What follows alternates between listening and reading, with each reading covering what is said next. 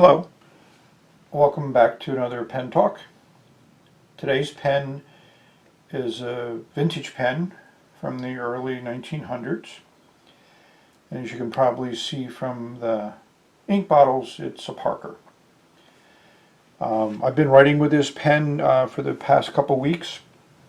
I've been enjoying it tremendously.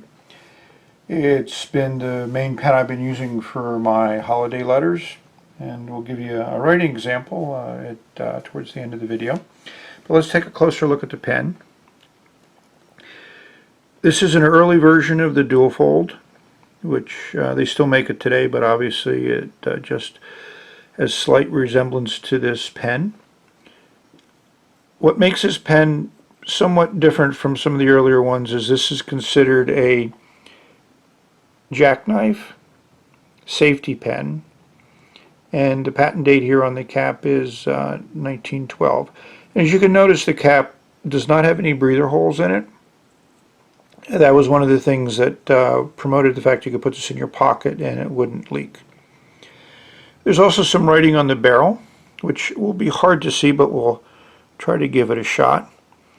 So as you can see, it's the George Parker fountain pen, and there you can hopefully make out the Lucky Curve trademark, Janesville, Wisconsin. And the patent dates on here range from 1994 to the 1912 one that was on the cap. The pen's in pretty decent condition. It didn't require much cleanup. If we uncap it, you'll notice that it's not a large pen, but it is easy to write with, and you can use it unposted. It really doesn't post well. The cap kind of fits high on the barrel. The overall length of the pen capped is a little bit over 5 inches or 131 millimeters, and then uncapped it's a little bit under 5 inches, about 124 millimeters. The section is very small. It's 7 millimeters to 8 millimeters in diameter and just 9 millimeters long. This is a classic pen from this time frame. It is fairly flexible. I would say it almost approaches a wet noodle. And as you can see, the Lucky Curve is used to define the point. And we do have ladybugs, even though it is wintertime. I have a disassembled Parker here, so I thought we would just take a quick look at the definition of the Lucky Curve feed. As you can see, at the end of the feed there is a curve, and the slit goes through that down to the nib to feed the ink there, and it has the classic arrow shape to that.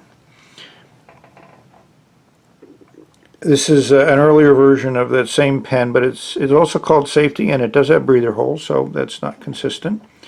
It's a button filler. This is a button that came out of the pen that we're looking at. This in pieces. This one's missing the end piece here, so we need to do some repair work on this before this pen can be put back into operation. So let's take a look and see how this particular Parker writes. You may be able to recognize the ink when you start writing.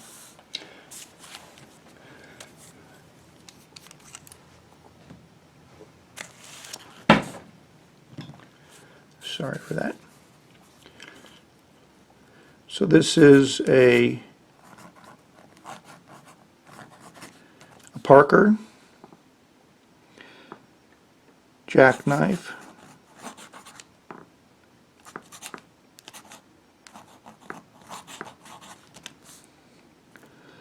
Lucky Curve.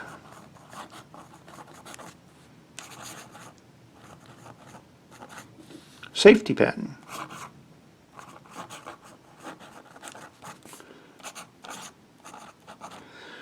This point is about the best flexing point I've written with. It just really consistently works well. As you notice, you can still get it to railroad, but that's part of the challenges of this type of a nib. But with a little bit of care and feeding, it can perform fairly well. Well, hopefully you've enjoyed this little look at some American history, and we'll see you later.